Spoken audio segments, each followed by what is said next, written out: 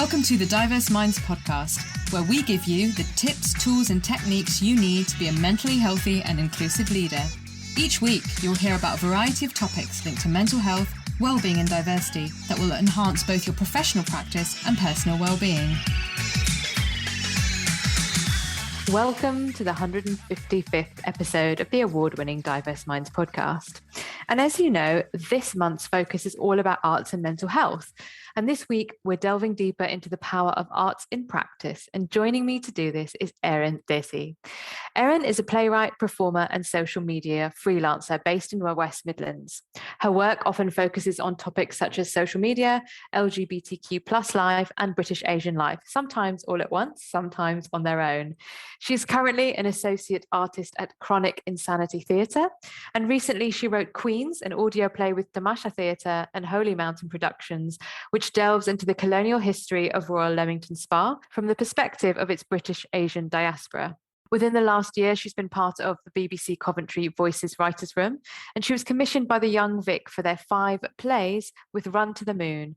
Her monologue ʻChangeʼ premiered at Tara Theatre as part of their new 2020 Collection 1 season. Her award-winning one-woman show, Wigs Snatched, Perceptions Destroyed, about the effects of online influencer culture, premiered at Vault Festival 2020, earning her a 4-star review. And do check it out, it's absolutely brilliant.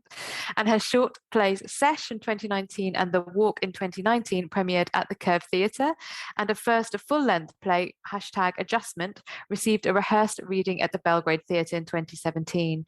She's also been previously part of Soho Theatre Writers Lab, Tamasha Theatre Playwrights Group, the Kylie Theatre Discover Programme, and Belgrade Theatre's Critical Mass Writers Group. So Erinn, we are so excited and delighted to have you here. Welcome to the show. Oh my God, thank you for having me. I'm so excited to talk to you. Oh, we're super excited. And I've read out your bio and all the amazing work that you do. But I think it's always great for listeners to hear a bit more about you and yourself and how you describe yourself and what you're up to at the moment. What are you working on? Oh my gosh.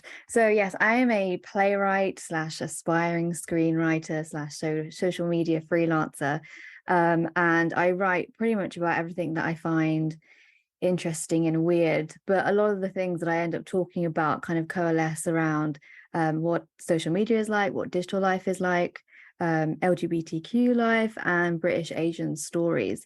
They all sort of happen together or sort of separately, but they all have that sort of like through line through everything that I do.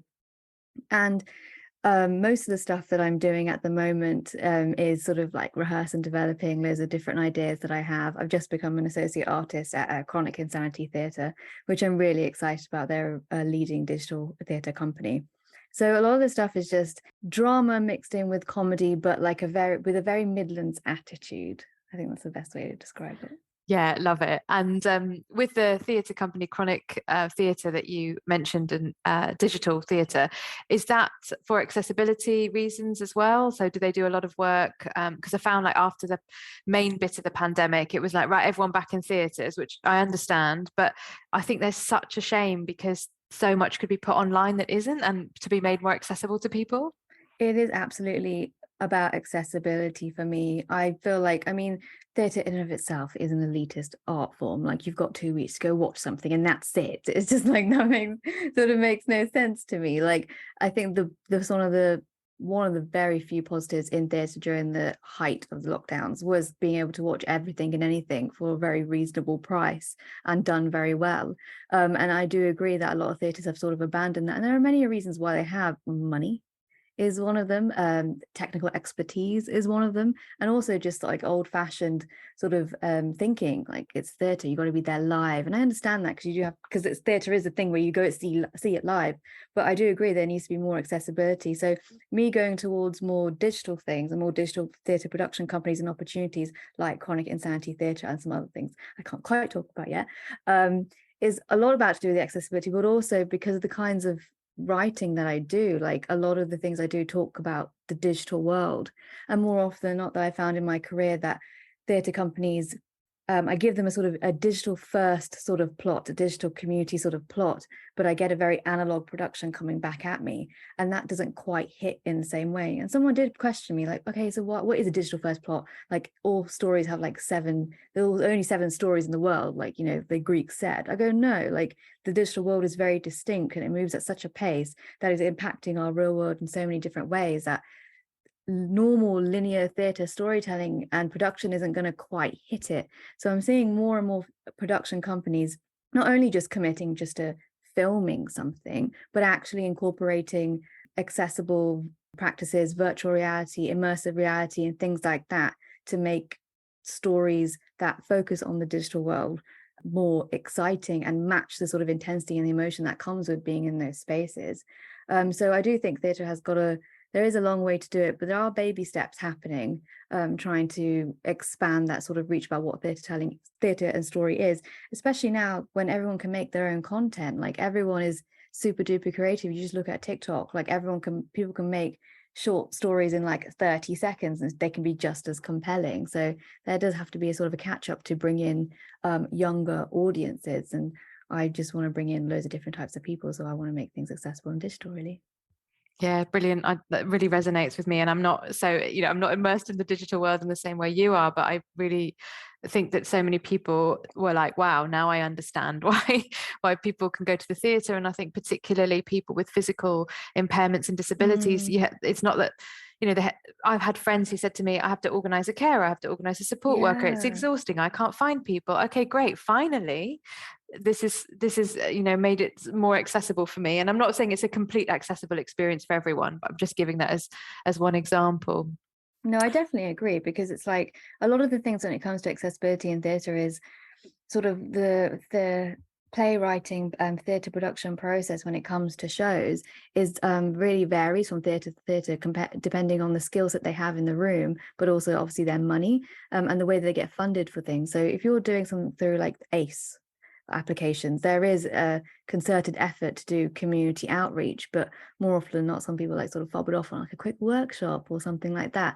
I think more and more people, and I'm seeing this also across social media as well, like, so like the tech industry, accessibility is so much bigger. I think someone was saying a great social media marketer called Alexa Heinrich, she was saying that you have to understand when it comes to disability that people will come in and out of it. Like, it's not set from birth for many people. It's sort of like you can expect to perhaps go blind at one point. Like, it's just sort of like disability is just seen as sort of a nebulous thing that happens to other people. Absolutely. But it actually is it can impact everybody. So people are starting to cotton on, especially within technology, that this is something that needs to pay attention to. Yeah, it's so true. And yeah, conditions are fluctuating. We change, our health changes. Some is age related, some isn't. So yeah, absolutely.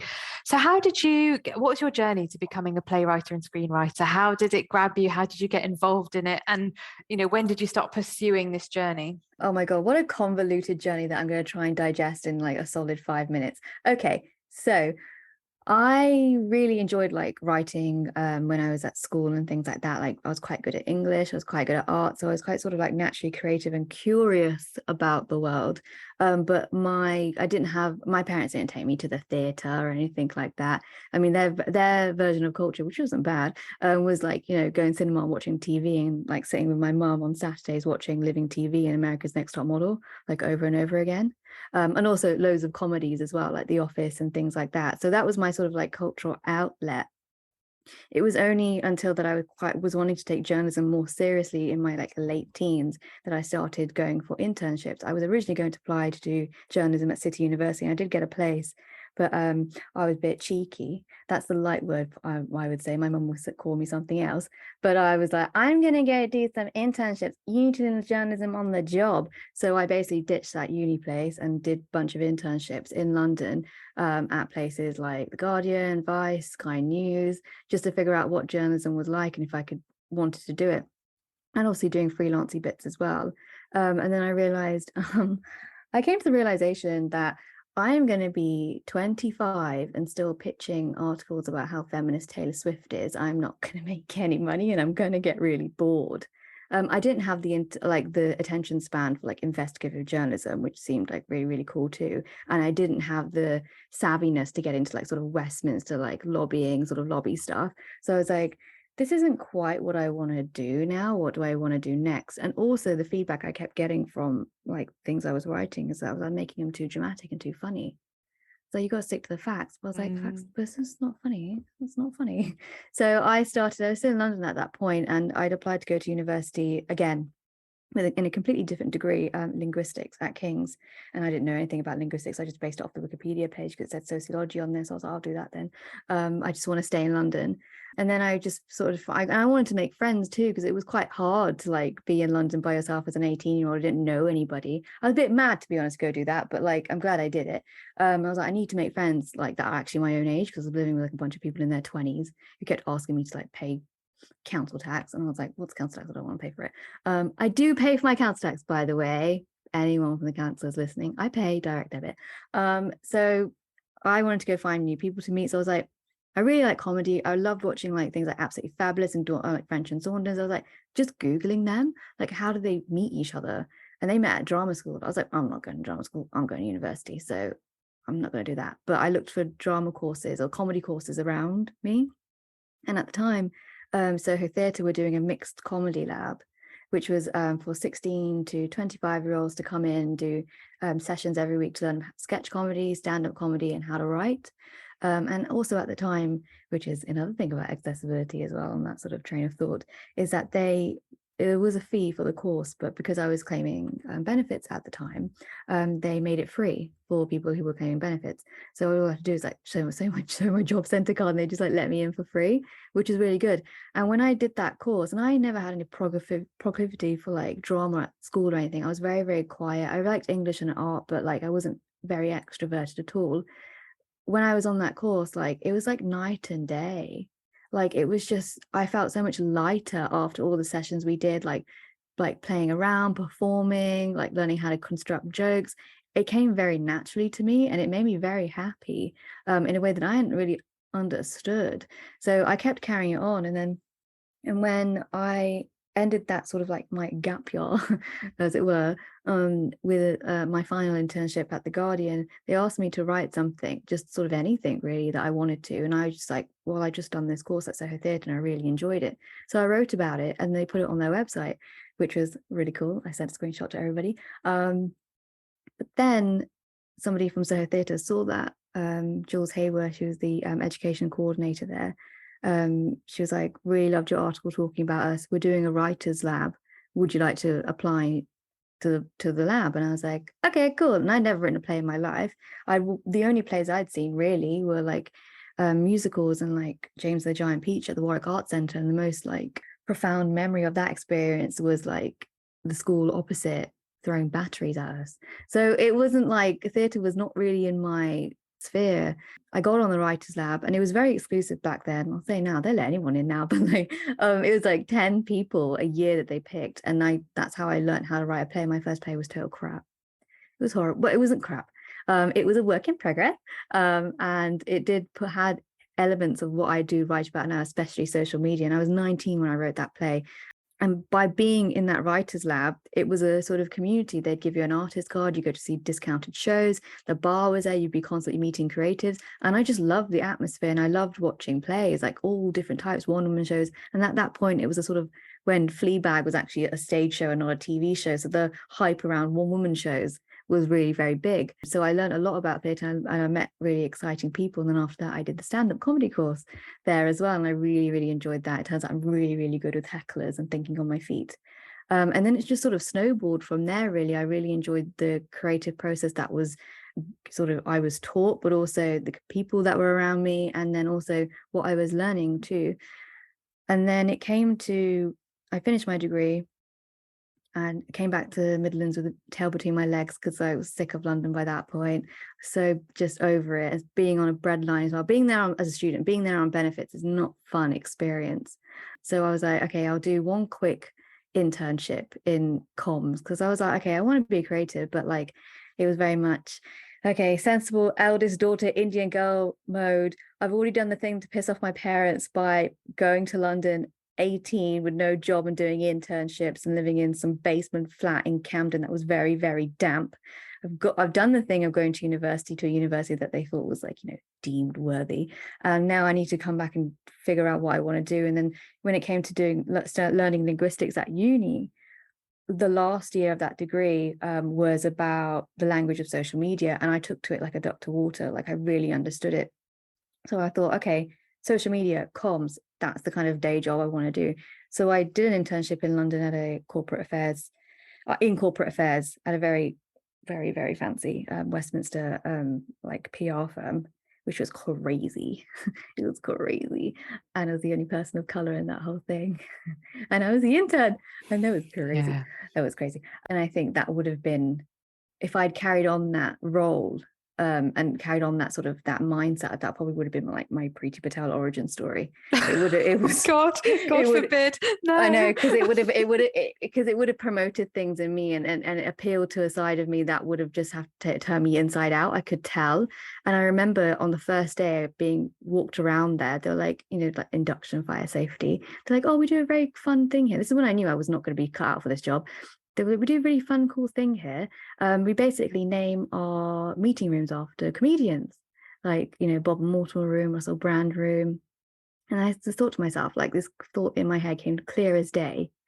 I don't want to be in someone else's room. I want a room named after me. This sucks. And that's when I knew, oh, God's sake, I'm not going to be happy with this sort of like this environment. But I did it, and I learned a lot, and I learned about social media and PR, which was put me in good stead to actually do agency jobs back in the Midlands. So whilst I was doing that, I was getting involved with the sort of creative scene within the Midlands too. And what I found was that it was sort of like, I don't know, like big fish, small pond sort of thing. They wanted like British, Asian writers, more women, more queer people writing in the Midlands. So when it came to getting on groups, like in like all the groups that I got, writing groups I got into, me being from the Midlands was an asset because they were wanting people outside of it. And when it came to like ACE funding, it was an asset too.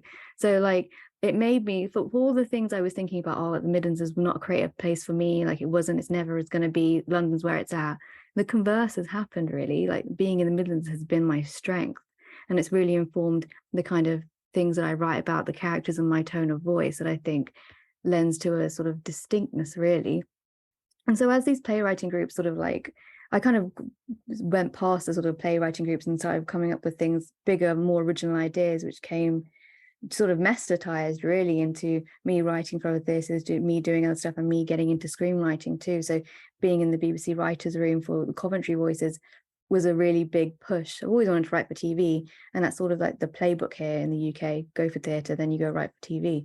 But like me being in the Midlands and being able to do that course may push me to write my first pilot, and that's getting like pushed out, and I'm meeting production companies because of it. So like a lot of the things that have happened, it's not been a linear thing, and it's not as been sometimes as quick as I want it to for like many reasons, but I found value in doing the smaller things right up until the more bigger stuff, more bigger commissions, and being in the Midlands, being British Asian has been a part of that, and I don't shy away from it. I'm not ashamed about it. I embrace it.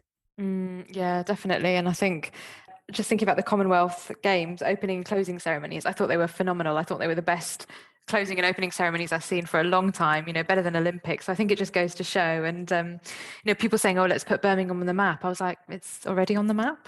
It's there. I was screaming. People. I know, I thought it was terrible. On that. I was screaming on that on the closing ceremony. I was like, yes. Because I was like, just like all of the things I was sort of missing from the opening ceremony. I was like, where are the Asians? Where are the Asians? Yeah. And then it all came into the closing ceremony. I just thought it was nice. And I teared up looking at that. Yeah. Especially the bit with when they acknowledged the sort of industrial revolution in the 50s and the 60s and seeing those faces. And those are the kind of topics I want to write about too. I cried. I was like, I'm crying. It is emotional. Yeah, it made me feel a lot. And so, think about your journey, and you've said a few things there about tough times, ups and downs, peaks and troughs. And what does the term mental health mean to you? Well, how do you view mental health? Well, when people say to me, do you have mental health? I go, yeah, I have it. I have it. It's I think a lot of my mental health experiences has been colored by me having ADHD, which I discovered in the last year and being diagnosed with that. And that sort of played into a lot of things about my capabilities, my self-esteem. And also I think when I look back, the distinct thing is being also diagnosed as dyslexic when I was at university, which was hard. Doing a degree about words and being told you don't quite have the grasp on words is really annoying. It's very annoying. But there has been times when I've been rushing to label everything and get everything diagnosed about my mental health. But I have found a bit more clarity, especially being diagnosed with ADHD, where I can see the patterns of things and how things have worked out for me for my mental health, what's helped it, what's not. And, I've openly gone to therapy too. I've made sure that, I'm not gone to therapy consistently, but there have been times where I have needed it to get me out of sort of a rut and to make myself self-reliant. I do think when it comes to like mental health provisions, like I come at it in a way that's like, you need to give me the tools to meet this next challenge in my life, so I can be able to have the resilience to handle it myself. That's the way I've approached like my mental health, and at times a sort of crisis, that's what I've needed. I'm not the kind of person probably to stay in therapy for ages or want to stay on medication for ages. I feel like I've got to try and find the strategies that work for me, and they don't work for everybody, but if they work for me and I'm happy and it's keeping me ticking along, then I'm gonna do it. Yeah, thank you for that. And thank you for being really open about, the fact that you're a neurodivergent individual. So thank you. And, thinking about then mental ill health and culture, we're from slightly different South Asian backgrounds, but still there's a commonality there. What do you think the biggest challenges are in working in the field of writing? And you mentioned, theatre is very elite in the UK, but if we think about the origins of theatre and community, it shouldn't be, but it's become that. And what do you think the biggest challenges are for South Asian people and mental health working in the field of writing? Oh my God, how long do we have? Okay. I think what's happened, I've been thinking about this a lot, especially since the summer of 2020, especially since the Black Lives Matter movement, and what racial cohesion is meant to look like in the country, and and alliances and things like that. I think some of the things when it comes to being a British Asian creative is it's sort of not a vicious circle, but it's sort of a self-fulfilling prophecy of like not getting what you quite wanted. I remember in the summer of 2021, I was like, there was more theatre happening. I was like, it's my birthday, want to go see some theatre. So my friend, we're going to go see some shows. And I wanted to go see a British Asian play. I wanted to go see one. This is summer 2021. And I couldn't find one. I couldn't find one on, except for, I'm not trying to toot my own horn or anything, but the monologue that I had on at Tara Theatre at the time, and that is quite an exclusive South Asian theatre. And I was just like, this is crazy. Why is there like nothing? And at the time, there was a lot of Black writers putting on lots of plays at different theatres about different genres from different diasporas. There was Juva at the Harold Pinter, there was Anne Breathe at the Almeida, there was the Alfred Fragan play at the Hampstead. It was just awash with different perspectives, different writers from different generations. And when I had to sort of compare, and I don't compare often, I don't try to do that consistently, but in that instance, when I was comparing those kinds of diasporas compared to ours, why was that not coming through? Where were those plays? Where were the different types of topics and the different types of people leading it? And I'm not saying right now like they all suck. There are loads of British Asian plays that are coming through, but more often than what's happened is that writers get put into groups and they get taught two things: drama is conflict and write what you know. And so when that happens, especially when you're a very new writer, you're like a baby writer, you're like, okay, drama is conflict, cool. I need to find something quite conflicting. Right, I know. Okay, I'm Asian. I'm gonna write about that. And sometimes there has been a sort of, especially in the past 20 years, reaching for topics that don't quite relate to themselves, but are on a sort of a continuum of what is considered high drama in the community. Yes. An example that is, are about gender-based violence. It's about, arranged marriages. I am so sick of that story. Mm-hmm. Yes. Fundamentalism, unrequited love from people with different culture to you and things like that. Those are sort of the main four things that everyone kept writing about again and again. But I say this, I don't say all British Asian writers, but ones that get a big platform on a big stage, main stage, not some upstairs space or downstairs space. Often it was about that. And that happens obviously because I'm not putting all the blame on the writer, because the writer does that, but also the commissioners and the producers ask for it. So whether it's like, sort of Asian summer of Asian stuff phase, some 6 weeks of Asian stuff, or it's like, we need an Asian play to make the press release not look too white. So we get some Asian play, and so like they're like, write something, and then they write something quite bait of those 4 subjects, and I'm like, great, amazing, put that on. And then the writer in their mind's like, maybe they do think it's valid to do it, and it probably is, or they just do it just to get something out the door and get something made and get something paid for, and then they start to think, okay, if I've done this bait thing, I'm gonna get the commission I really want to do down the line, like what the really cool things I want to write about, they're gonna let me do it. It doesn't happen, because they only want the things to sort of like package very neatly, and there is a lack of commitment to consistently have diverse writers throughout a season or commissioned for TV. They just go back to sort of, we need something quickly, do something like that. So that has happened, and that has affected the arts, and it has affected the kinds of story that gets made. And I do think it's valid to say, but those things do happen in the community. Yes, they definitely do. We can't ignore that there is gender-based violence. I'm thinking recently about the case of Mandeep Kaur online, like that kills me. It's horrible, and it's there, and I've seen it, and I've in the South Asian culture, that gender-based violence and the commitment to patriarchy and all that kind of stuff does affect us. But it's a sort of also a sliding scale, because if you consistently show other people outside the community, this is what these people are about, again and again and again, they're just gonna other us. They're gonna think, oh God, there's savages down the road who do this, this, and this. So it is a sort of a cycle that happens, and the people who try to get themselves out of it often do really cool, interesting work, but they don't get the further money or the funding or the spotlight that they deserve, because it's not quite the mold of what people want. So it is that, and that does affect writers, because it's like, a lot of the things that affect British Asian writers and just writers in general, especially in this current climate, is the lack of money and the lack of space to do things. Loads of writers, it's a very elite set of writers who can write full time, and not have something else to sustain their sort of practice. I work sort of 9 to 5 in a tech job and do this, and I have done since I was 22. I've never been at the point where I can comfortably say I'm going to just make money off my writing. I'd hope to, but it's not there yet. So money does affect it. Time and space does affect it. The environment that demands certain things of you does affect your mental health, and it affects your self-esteem. Once you've got so low self-esteem, the rest of your mental health is going to be out the door. You can't do anything if you've got a rock bottom self-esteem. So yeah. Yeah, and it's funny because I am so sick of the 4 stories, the 4 plot lines you outlined. I am sick of seeing it, and I think there is so much more to our lives. And I think, yes, gender-based violence, but show me a community, sadly, tragically, where that doesn't happen. Show me a community where there isn't gender-based violence. It might look different in different cultures, but I can tell you it will be there. Yes. So why is one group penalized and savagized, if you like, over other groups?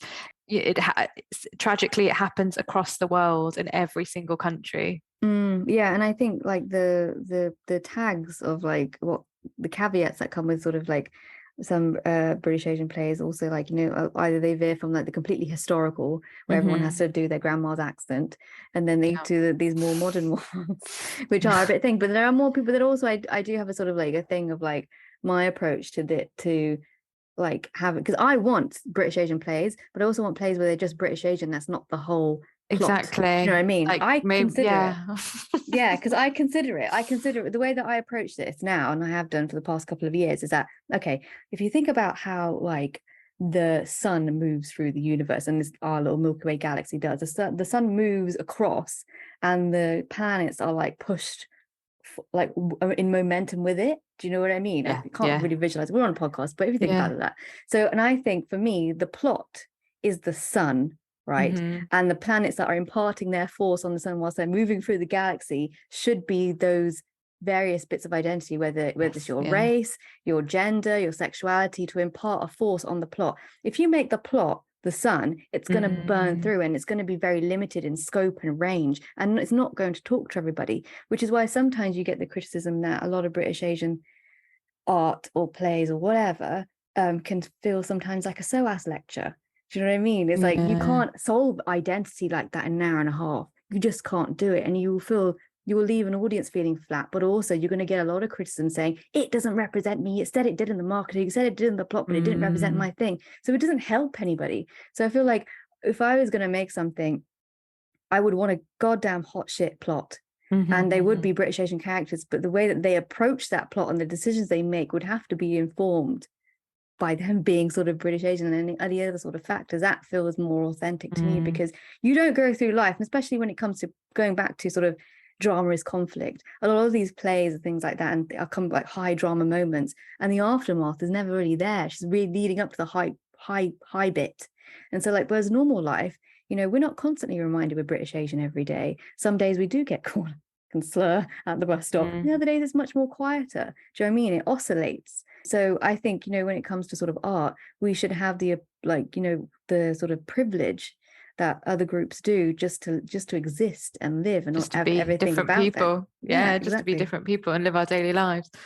So then, thinking about workplaces, what do you think, if we think about the positive impact of writing or taking time out, whether you see yourself as a writer or not, on your well-being, what do you think workplaces could do to introduce writing-based practices for their staff as part of their well-being programs, in a genuine, authentic way?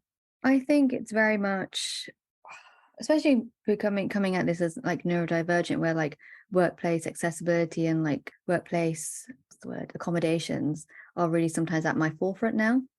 I think very much is about genuinely listening to what that person needs. And more often than not, it seems to be more time, like being able to define their own schedule. I think more and more people are wanting that by working from home. And as well as that, listening and proactively being useful in times of burnout. I think a lot of especially neurodiverse people, especially people with comorbidities as well, the expectation of burnout is much higher, and it comes much quicker.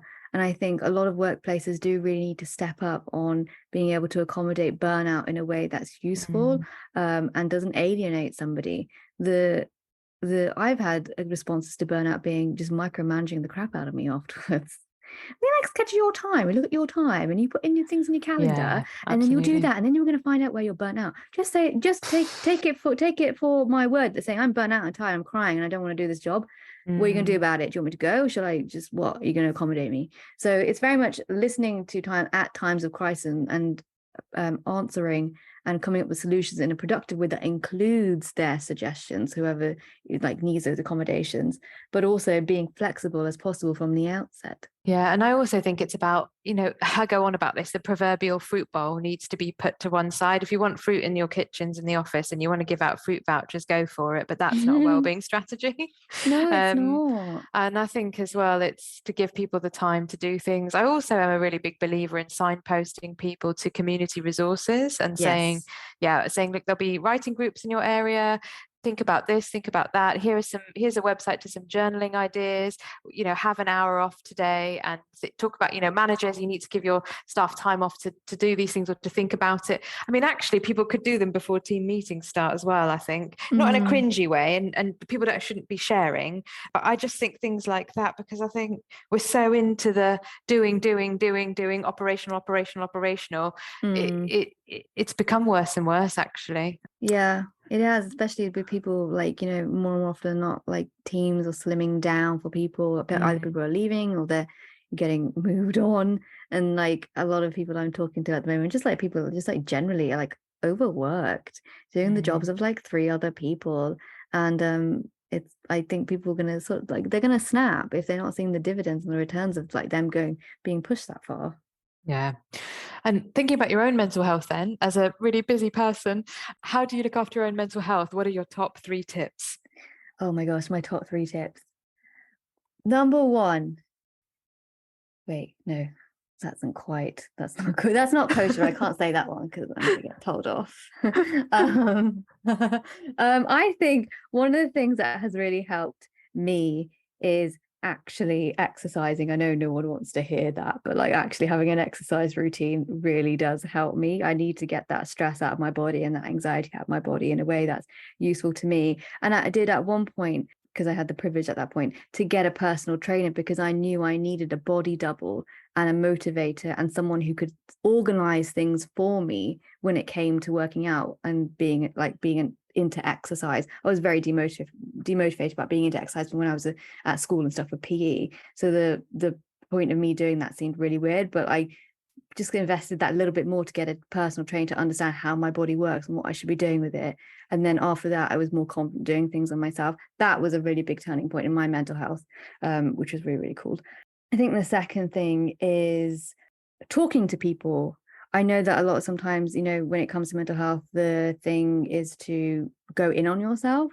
I found that talking to people, we're not just friends, but obviously professionals, and understanding the best type of therapist you kind of need. Having that someone there is crucial, even though if you don't want to talk to people, it does actually help and to make someone understand what you're going through. If you're someone like me who just lets it go through their head again and again and again, you can't mentally get out of it. I found that in times like when things have been hard, just saying something to someone helps me with something.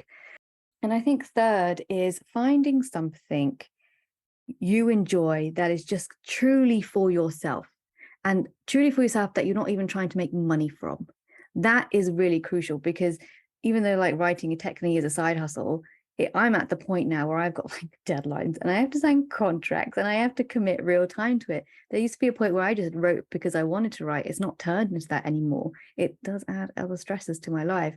So I would encourage anyone to find something that doesn't rely on them doing it with other people, their husband or with their kids or with their sisters or whatever, or with the other people. Just find something for yourself that you enjoy and can just live in it and enjoy it. That will help you, because the fact that everything gets so commodified and you have to be of service to people does not help anybody. No, that's great point. And yes, love your tips. You can have to tell me off air what your non-kosher tip was, because I'm dying to know. Okay. I will, of course, include the links in the show notes, but if people want to know more about you, your work, how should they contact you? You can follow me on Instagram, 10mm ballpoint pen. It's a very long name, but that's another story. And you can also follow me on Twitter as well, which is, my username on that is 3RXNN, because I had to try and hide my Twitter from my Marcia, but it's kind of public now and I tweet on there all the time. So I probably should change it, but you can find me on there too. Brilliant. Erinn, thank you so much for this brilliant conversation and your insights and your openness and your humour. I'm sure the listeners would have gotten so much out of that. And please join us next week, everyone, where I'm talking to Rebecca West, an arts therapist, about arts therapy and what it can do for your mental health and well-being. Until then, everyone, take care. Thanks for listening to the Diverse Minds podcast. Don't forget to subscribe on Apple Podcasts, Spotify, or wherever you access your podcasts from. You can also connect with me on Facebook, Twitter, and LinkedIn. Tune into next week's episode of the podcast, where I'll bring you more insights on mental health and inclusion. Bye for now.